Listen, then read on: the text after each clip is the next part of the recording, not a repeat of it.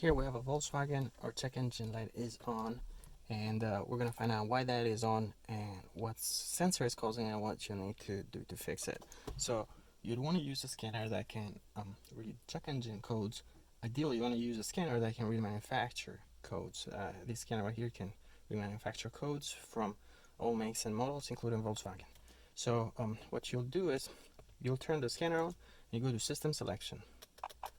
And codes that trigger the check engine light are stored in the engine control module. So we press OK. This shows the VIN and the part number for the ECU. But you want to go to read DTCs, so read diagnostic trouble code. And then you can see code P0555. In this case, it's brake booster pressure sensor circuit. Okay, so we're going to take a look at where that sensor is. When it says circuit, it could be the sensor itself that's faulty, but it could also be the connector, it could be the wire that goes to it. In some cases, it could be the ECU itself that's faulty. We only have one code, so most likely it's the sensor or the connector to it. So one thing to pay attention is that under state, it show as active. You might have more codes that say passive or stored. Those codes were an issue in the past.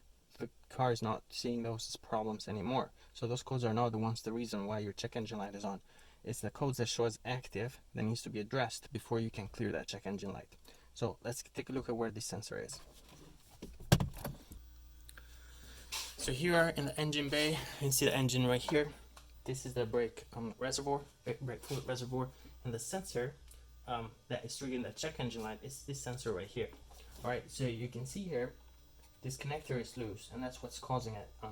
The sensor itself could go bad, and if it does go bad, you'll have to replace just the sensor. A lot of times will come with the lines, and you have to replace the lines as well. But if you have a code for a circuit issue, first disconnect the sensor and check for corrosion here, and also inspect these wires that they're not damaged.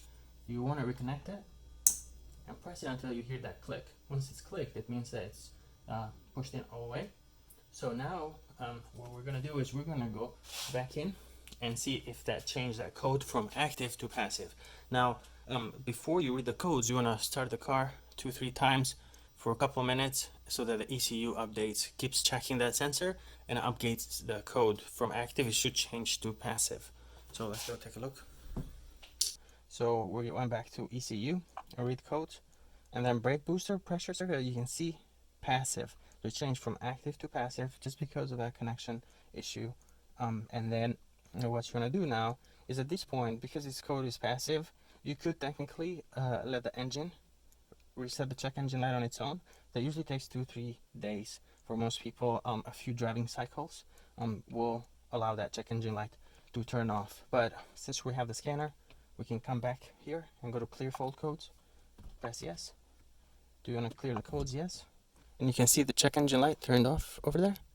So the check engine light will not turn off if you have a code that's active.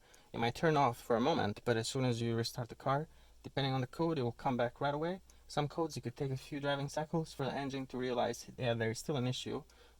So clearing the codes with clearing the check engine light with active codes in the ECU, it does not do any good. In case in fact you were just erasing codes, that could be helpful for diagnostics. But that's it as far as this code goes. Thank you for watching.